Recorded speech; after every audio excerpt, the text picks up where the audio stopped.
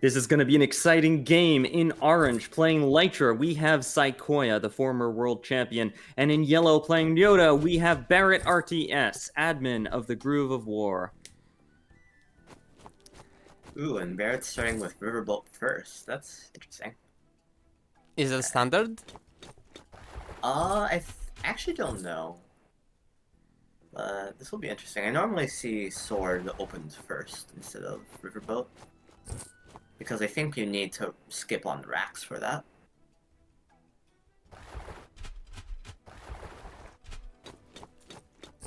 How do you feel about the openings? This is interesting. Barrett's gotten 3 out of the 4 center villages because of the Riverboat. I guess we'll see how much the low sword count hurts. Saykoya heals aggressively. Yeah.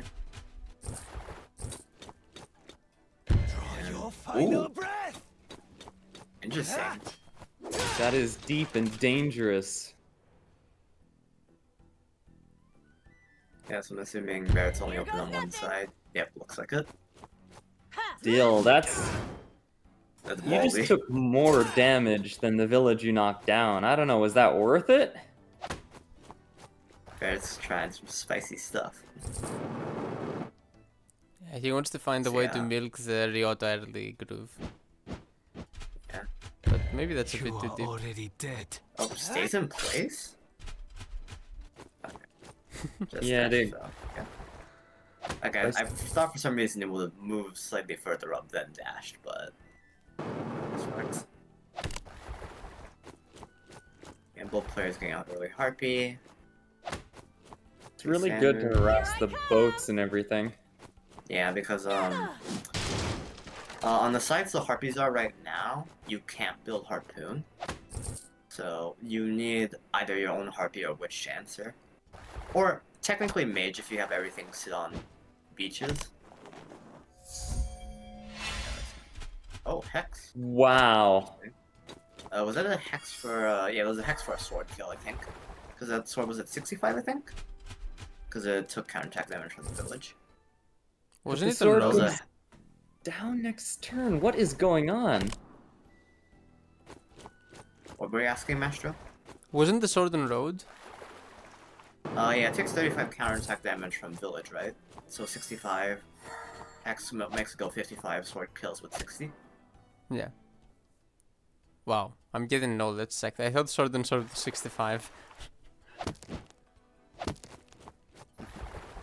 I'm a little bit surprised right now that Barrett RTS is... What is going on? That's another Hex. This is generally considered... Either. It's like hexing like this is considered noob level play, but Barrett is not a noob level player. What's the tactic they're going for here? Also gives up their mage. Well, I guess that's not fully giving up. It requires Lytra's full turn, I think. Let's dance! Ooh, okay. Ooh, Oh, is this gonna move into the mage's range? yeah. Yeah. Nice. Yeah, so the hex was very not worth it. Yeah. It was the most not worth it could be. Got nothing Well- and got the witch killed. That's not entirely true. Barrett forced Saykoya backwards while able to retake center. There was something happening while that was going on. And if you look at the economy, I think Barrett is winning on economy. Mastro, check the economy. I mean, we don't really do that on these streams because I need to like spam escape and stuff. Yeah, but Barrett and I do it all the time. Just Only it live. looks fair as Only hell. live. Fair as hell. Barrett's rule is to never do it on like replay streams. alright. It's annoyed me, but I'll go with it because it actually will look Here weird. I come! Should probably have the games going on my side as well, so I can help with that. Oh yeah, that could be a cool thing with like multiple people doing replays. But yeah, I'll do that next time. it is a tempo play, but he already kind of had the tempo, I think. Like, I don't think... Instead, look, now that the witch is lost, then Saykoya can move forward after. Whereas the early Barrett tempo, does Barrett get, had it anyway, I think. Yeah. But yeah, he's a head icon. He's been a head icon whole game, probably. We got trading the witch for bow is interesting. Because Barrett really wants that port. It's a lot of Here goes nothing. there's a lot of pressure going on Saykoya's stronghold. With the port going down, that's one less production facility that can defend. Saykoya really kind of has to recover that side. He's taking all of center instead. I'm not sure if that's enough to make up for the port though, because production is super important. But he also, yeah, he Barrett's also losing, Barrett's losing all his AA though, is the problem. There's 2 Harpies and a Mage, and they're all separated from Ryota. You are already dead. Cool. Improving for Harpy damage. Yeah, so the question is whether the port can be kept here. Yeah. This is also the port that can build... No, this isn't the port that can build Harpoon. I don't know why I thought that for a second. So yeah, it's just gonna be like Merfolk Harass, which is honestly still pretty good, but... problem is, this looks like a close to a dead stronghold for Barrett. Yeah, but Lytra Groove. Oh, I don't think he's gonna get tier 2, but even tier 1 here, I don't know how you defend this. Tier 1 might kill, yeah. I think you might be able to live this turn, but not the following turn. Oh, wait, that's a hit on the knight. Maybe that makes you live then. It's fine. It's fine. This is defensible. Yeah. Okay, that's fine. Nice, actually. Port's not long. Actually, that's only 2 injured Harpies. So, Koi's not gonna take back the port for a little bit more. Oh, but I'm gonna use a thief to get the most value out of retaking that. How about this? Mm-hmm. Also, Koya's just massively down economy right now. We can't see the stats. Maybe something to fix for the future, but right now, like, just looking at the... oh my goodness, but Koya does have the center. It's hard. We need to count the villages. Quickly, count the villages. Barrett has all the side, but Koya has the center. I think that puts Koya 1 village ahead right now. Not fully sure, though. Could it be equal? It's gonna be equal as well, honestly. Yeah, give me a second to like... I'll cut you down! Either way, Barrett's definitely taking the lead on Eco now, and was ahead for most of the game. Yeah, that's true, that's true. Like, even if Koja, like, just now pulled ahead for, like, 1 turn, it's like... Barrett has been ahead for a billion turns. But Barrett has also been losing his units. Saykoya just did the weird witch hex thing. At you. Oh, is Oh, this that's tier tier 2? That's tier 2. Ooh, okay. Dunks the mage, saves their witch. And both spears are disabled this turn. But what was the point of the hex? I don't feel like that hex did anything. Yeah, that's true. Maybe he was Yeah, just style pointing. He's like, when you hex, your witch dies, but when I do it, I save it. That wasn't needed for the spear kill, I don't think. Well, it went on forest, so maybe. I'll cut you Maybe for the down! spear kill. Not sure though.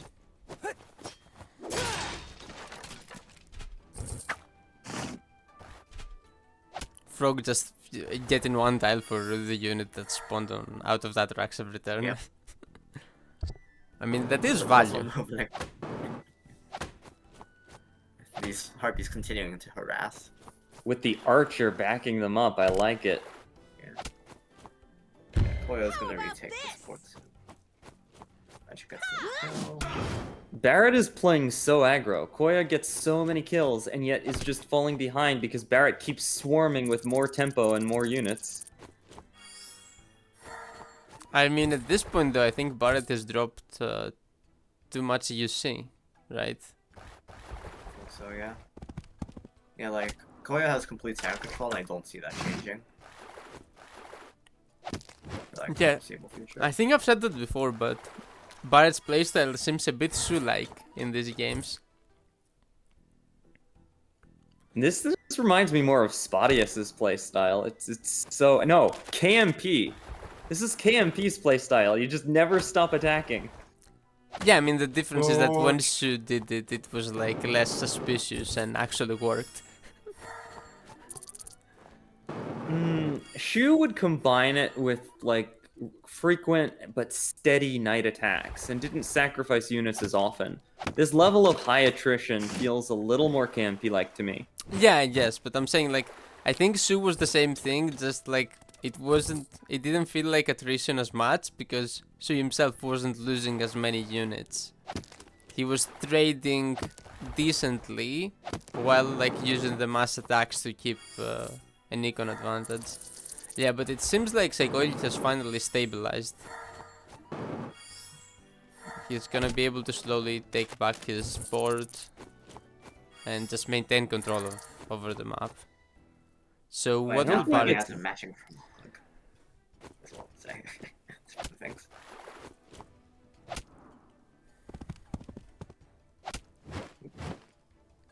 Now, Sparky, what were you saying? Both players now have already frogs. dead. Ooh, T2.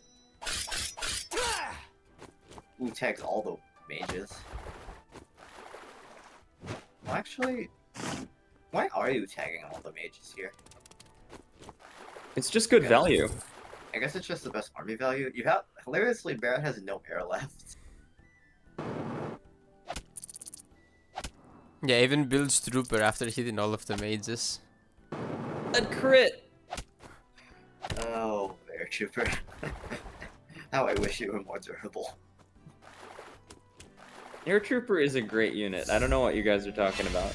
Ah. Here I come. Hey, I think it's a fantastic unit. I think it's very strong, but I know I'm in the minority there. I think it can be It's very all- strong in the exact right circumstances. I just think those aren't like common. Yeah, it's a niche unit, but it has an at least a pliable niche, I would say. It's also good in fog. I really like it as a like unit design though. Oh, lethal? Oh, and Possibly. Trooper moment got the flanking strike.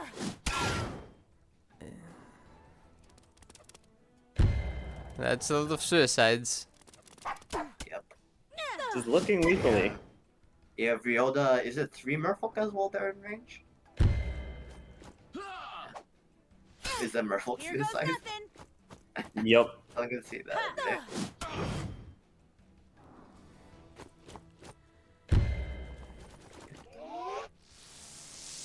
Yeah, mage, 2 Merfolk, and Ryota that kills, yeah. I guess Can- 1 Merfolk at this point kills.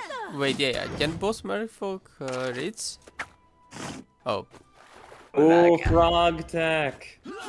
frog moment, yeah. You have been careless. This yeah, was a good lethal. yeah, Lytra has been careless. Yep. Wow, crazy lethal from Barrett. Saykoya was like Oh, yeah, that's clearly the kill winning. count. 27 kills to 12. Oh my Yeah. goodness. This game just goes to show that, well, I get the feeling that there was a little bit of trolling on both sides, but Barrett literally did all the things you're not supposed to do and still won, which is amazing. I mean, you are supposed to lethal your opponent when they blunder it. So- Yeah. No, I meant throughout the game. Yeah, Like, there yeah, were yeah. multiple "what are you doing" hexes. There were multiple "I'm gonna sack my army for tempo." There were multiple "I'm just gonna Yoda groove to move backwards, damaging one unit." Like, Barrett broke every rule and still won. Yeah, That's style. That is style. Yep. That's a cool thing about strategy games. I guess many people don't like it, but yeah, it's like who will make the biggest blunder. You can play better than your opponent every turn, but if you make the last blunder, you lose.